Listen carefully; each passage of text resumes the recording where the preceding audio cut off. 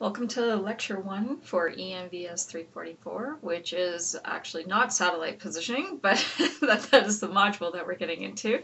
Welcome, this is our GIS application class. So the first module is satellite positioning. So I'm Karina Butterworth, I'm your instructor for this class. So for those of you joining me on YouTube, you may have seen other classes on here as well, but this is just to provide some additional resources for you as you're studying for exams.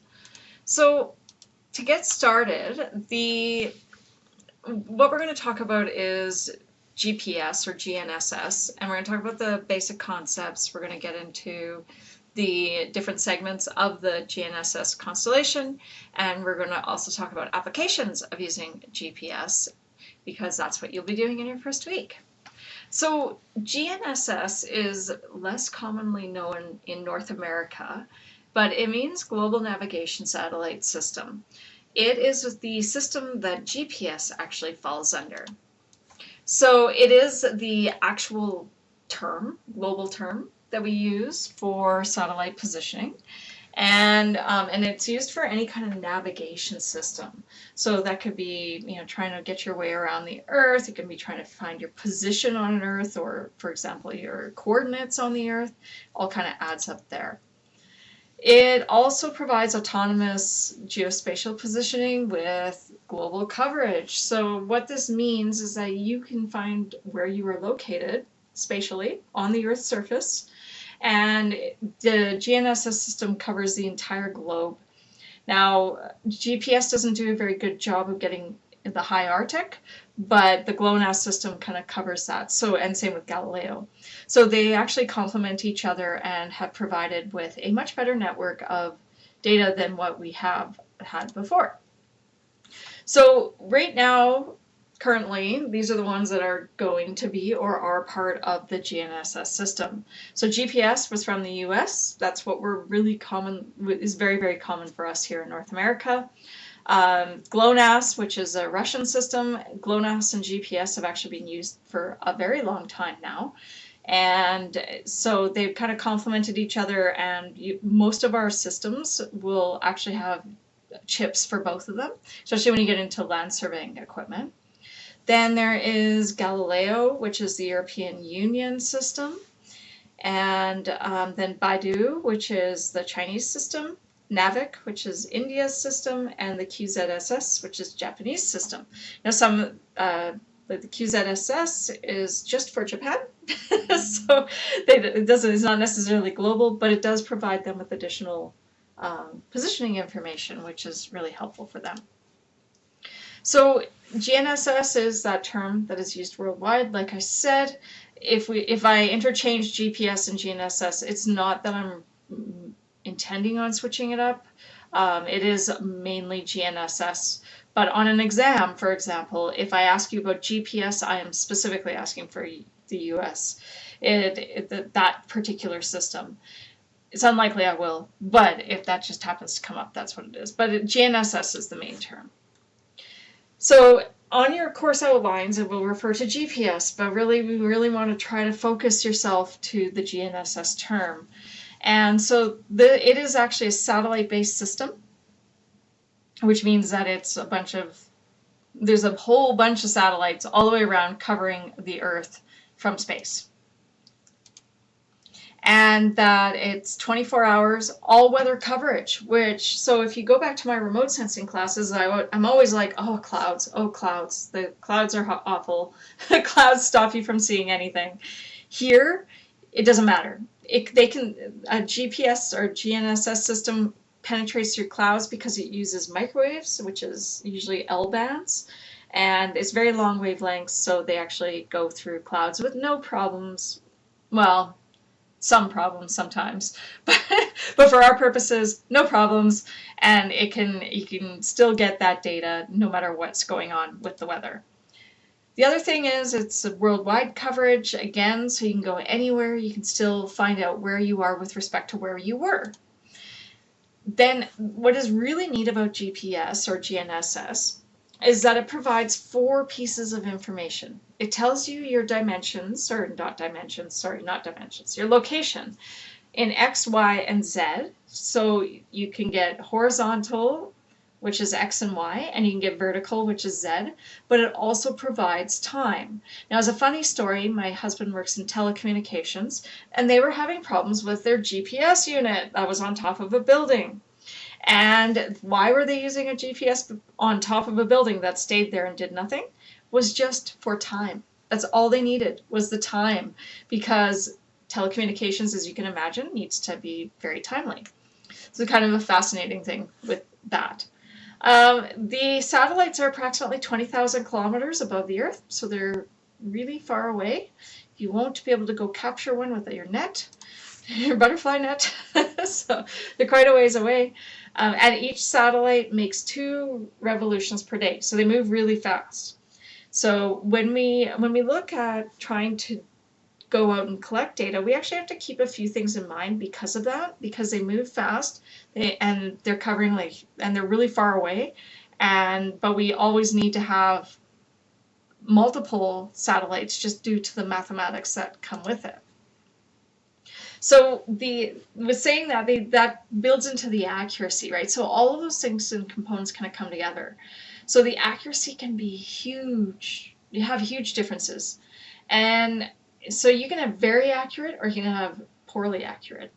And so for the most part, a handheld GPS has a very poor accuracy. A land surveying system has a very high accuracy. If you get into static GPS, which is just a GPS that sits there and doesn't move, it has very high accuracy, like extremely high accuracy. So, but if you have something happen, then it can affect it again. So the accuracy tells you the correct answer, right? So we're looking precision versus accuracy. So precision is where it is kind of moving around in like a bubble, right? Like, you know, how many times, every time it takes an observation, is it actually going to show up at the same spot? Where accuracy says, hey, it's actually at the right spot according to this particular reference.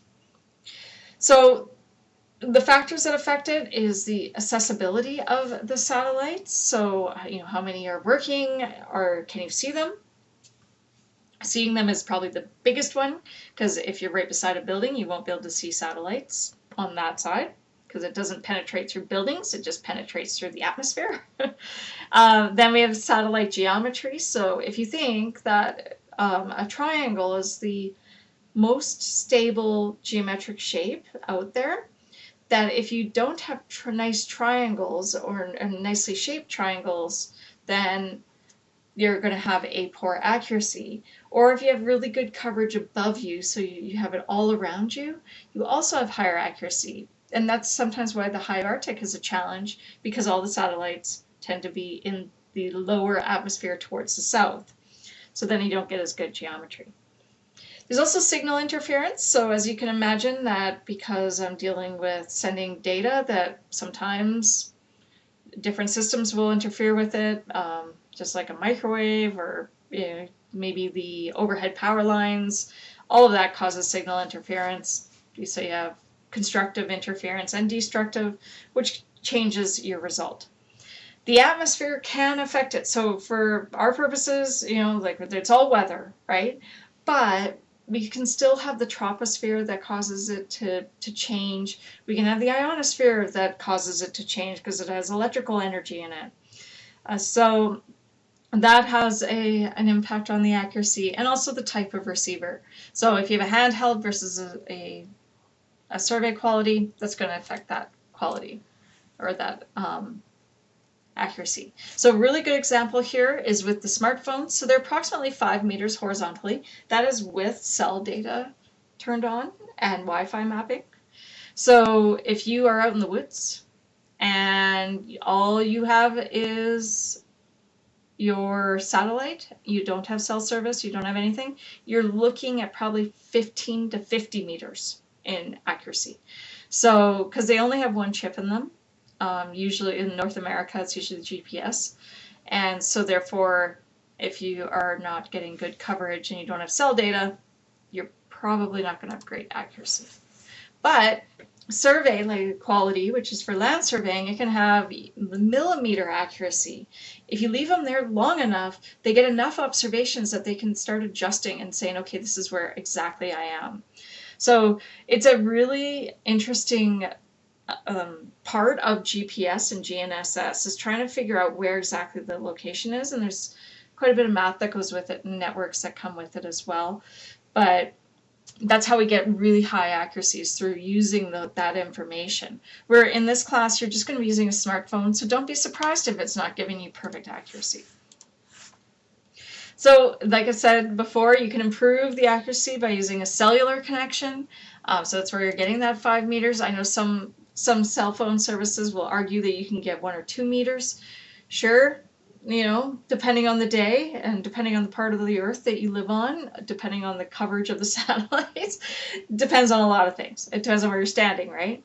So here is an example of what happens. So you end up with, if let's say we have 3 towers, 3 cell phone towers, and our phone's sitting here, it's going to use the data, like the range, from 3 different areas to figure out, okay, this is the region that you are in. So that is why you're not going to get an exact spot. It's not sending, you're not going to send a signal up to the satellite and say, hey, where am I? And it sends it back down. It doesn't work that way.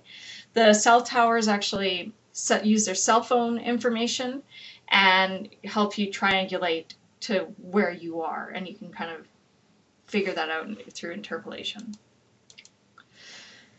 So, so that's where we're going to be, the cell phones that you guys are going to be using, I'm sure, because we're going to be on campus and doing a lab. The cell phones are going to have cell towers. You're not going to have a problem. So you should have pretty good accuracy there. But moving into history, and where does GPS come from? So to start with, the US, it was actually the original ones that came up with this idea. And they locate submarine missile platforms. That's all they really were trying to do. They're like, how do we figure this out? So they came up with this satellite system. And that could give them information and help them provide data really quickly.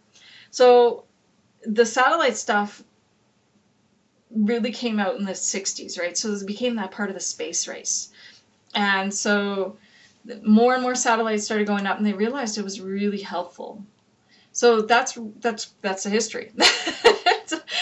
Then it moved into, in the 80s, late 80s, it became more available to clients and just like basic consumers.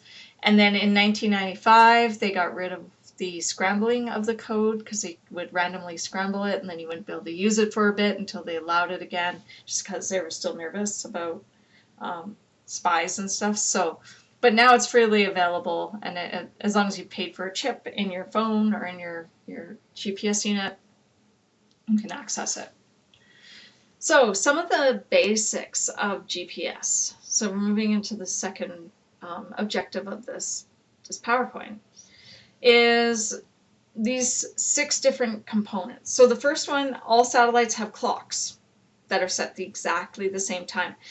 Really exactly the same time. Okay, so they use atomic clocks, and we'll talk a little bit more about that soon, but they use atomic clocks, and they all are set up exactly the same. And then they know their position because there are specific system controllers. So it's not your control, it's not what you were sent. You don't send data to those satellites. There's another control station that sends them information and says, this is where you are located with respect to everything. Because they kind of move around a little bit, and the orbits themselves are easy to calculate. They're easy to determine where they're located, all of that. Then each satellite transmits its position and a time signal. So the master control station sends them information saying, hey, this is where you're located on your orbit, and continue to send this information. So it says, okay, this is where I'm located on my orbit, and this is the time it is. And it sends this message down, this coded message down to your receiver. And so as it passes through the atmosphere, it gets delayed, right? There's a time difference. It says, here's the time that it's at, and it codes that signal and sends it.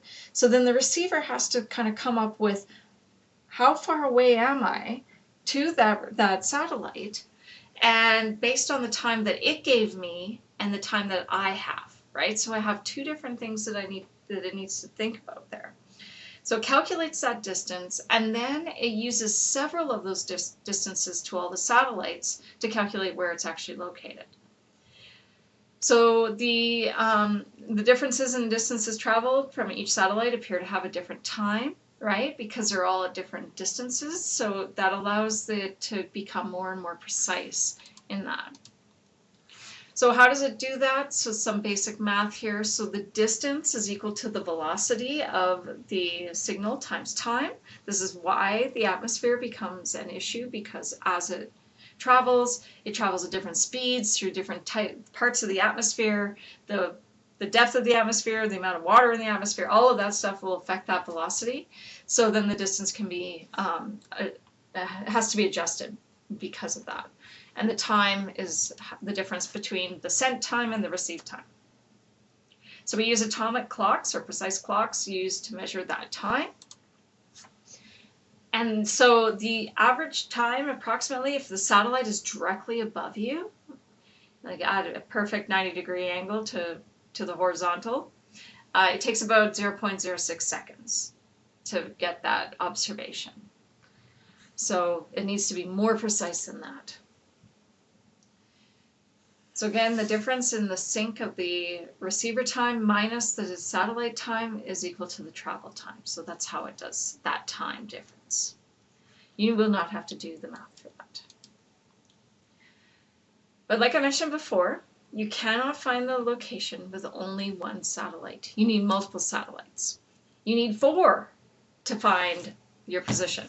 The reason you need 4 is because you've got X you need to determine, you need to calculate Y, you need to calculate Z, so you need all 3, so that's 3 equations right there, and we need to calculate time. So time is the 4th one. That's why we need 4 different satellites in order to get the position of where you are on the ground. That is called trilateration. That's the fancy word that we use for it. So what does this look like? If we have one satellite, it could be anywhere in that entire circle. We take 2 satellites. Now we can start isolating to the closer location.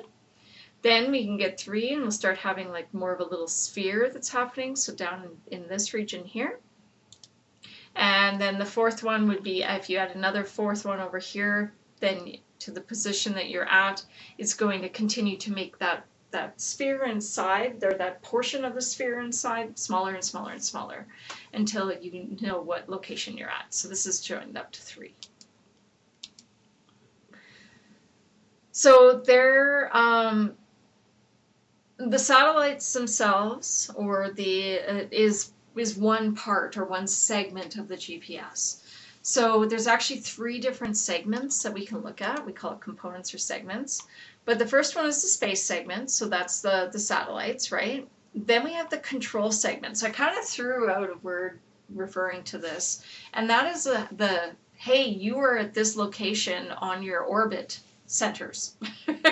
So it says, hey, this is where you are. I'm going to control these satellites. It's not like you're driving them, but you're just sending that data and that information to them as you track where they're located. So we have something called a master control station, which I'll get into in a little bit here. And we have monitoring stations, which provide that information, but also like track the satellites themselves. So the space segment and the control segment are very closely tied in that way. So one controls the other, or one tells it what it's going to tell everybody else later.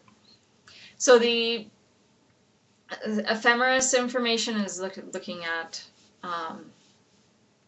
the orbits and the times, the clock corrections. So the ephemeris is the orbit, the clock corrections is the time, the atmospheric data that they are detecting at their location, and then the prediction of what is going on. That's what the almanac is.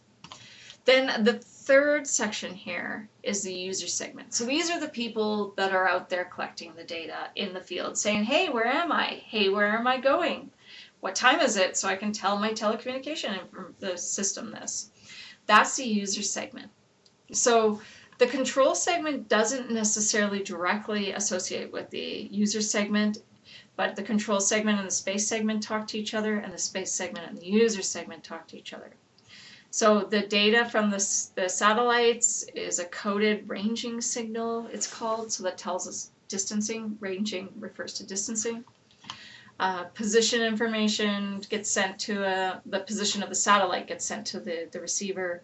Then the atmospheric data also gets sent to the receiver, and the almanac also gets sent to the receiver, because by the time you pick up that information, the satellite has moved, right? After a certain period of time. That's why navigation, like real time, is really an interesting subject. So here's the control segment. So there's the different not different ones, the different control stations, or the different tracking stations and monitoring stations. And then there's also master control stations. So there's the one in Colorado, and there's also one in California. Note that for GPS, that we still have different tracking stations all the way around here. So all the way through the entire Earth. Most of them are monitoring stations, but you have different ones there. So the master control station is responsible for the tracking, the satellite tracking, sending orbital corrections. So if the satellite tends to like move off a little bit, maybe because of the moon or something like that, it will actually adjust the orbit so they can send, hey, you're now in this new location of your orbit rather than where you were before. It checks for system integrity, so a satellite might go down and needs to be fixed. That's what the International Space Station is for. And then also looking at the atomic clocks, so if something is going wrong with them. The atmospheric data, the almanac, and the satellite clock correction. So sending all that information to every single satellite that is out there for GPS. And the space segment, so is the satellites. There you go. That's what they look like. So the original configuration had 24 satellites. We have more now, but the satellites were arranged in 6 orbital planes. So what I mean by orbital plane is one orbit, and because it makes a circle and it becomes like a plate, that's what it is. And then there were 4 satellites in each plane, and so the idea was to get as much coverage as possible over the Earth. So that coverage would guarantee that 4 to 10 satellites were visible anywhere on Earth. So even the North Pole would have 4 satellites at one point, at any point during the day or night. You would always have that coverage, as long as there was nothing in the way. So the almanac, which has nothing to do with like the user segment, we'll get to that later, but the almanac itself is the position of the satellites. It also tells us the health of the satellites and the clock corrections, but it also gives us this prediction of where should it be. So if the health of the satellite, if it gets sick, right? So if there's a battery issue, an electronic issue, we can detect that with the master control stations. But the almanac, when we receive it, it says, hey, this satellite's doing amazing. This is where it's located, and this is where it's going to be located over the next few days. And these are the clock corrections that need to be sent.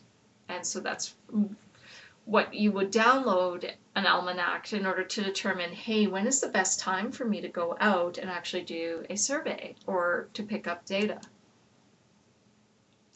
So as with anything, there's always errors, and we mentioned accuracy errors before. So the first one is atmospheric disturbances. So everything from cyclones and what are they called? Hurricanes, tropical storms, all kinds of stuff. And sometimes it's just like, hey, it got hot, and then therefore the atmosphere is acting weird. Jet streams, all in the different heat that thermal pockets that you go through as you transfer from the space to the Earth's surface. All of that can cause errors. It's actually relatively small, but it is one of the ones that's easiest to model. Satellite visibility, this is a time where you will look at and you go, oh, you know what, maybe I don't want to go out at this time because I don't have as many satellites as I think I should have. Satellite positioning is another one. So if you have your satellites all bunched in one spot, I want you to think about the whole sky as a table, and the satellites are the legs. So if you have all of your satellites in one corner, the table is going to fall on you. If you only have 2 satellites, the table is going to tip. If you think of it in those terms, you'll be able to start understanding, why do I want 8 satellites placed everywhere above me, or 4 satellites is the minimum. So I have 4 satellites. Why do I want them spread out evenly underneath me? Well, if you have a table that is sitting above you and you don't have those legs set correctly, that table is going to fall. So that's visibility and positioning. Multipath is another error. That's actually one of the bigger ones, where you end up with the signal bouncing off of a surface, then going to the receiver. With that is one of the highest errors, and it's usually easy to try to mitigate that by not being like right beside reflective surfaces, but sometimes you can't avoid that. So there are different systems out there that can correct for multipath, but we're not going to be getting into those systems in this class. And last one is clock errors. So 1 second is an error of like 80 kilometers. Like it's crazy how big it is. So you don't want clock errors, and that's why they have to keep correcting them. But of course, with your little handheld cell phone, you could have a clock error in there, and that's going to give you an incorrect location. This is why, as much as we're like, oh, cell phone tower triangulation, and oh, we can get all this extra data and we're going to be so accurate, you're actually going to find it's not that accurate. And I'm looking forward to seeing how you guys explore that when we get to the lab. So that is an introduction to GPS, and we will be getting into more detail later in our class. So I hope they found this informative. And what we did was, so just kind of review really quick before I let you guys go. We talked about GNSS, which is the whole global navigation system that is out there. There's GPS. So GPS has 3 major components, which is the master control station, or the control segment. I'm talking about stations here. The control segment, the space segment, and the user segment. I haven't gone into the user segment here too much, but we are concerned about errors when we get into that. So some of the errors can come from multipath. They can come from clock errors. We can get from the troposphere or the ionosphere, so atmospheric errors. It can come from orbit errors, satellite positioning, and satellite visibility. So for this class, why do we need GPS? Well, the major reason why we need GPS is really for spatial information. Where is it located, and at what time, right? So where is that data? Where is it on the Earth's surface? That is why we are studying this in this class. And I look forward to seeing you guys in class, and we will be getting started on our lab. So look forward to that.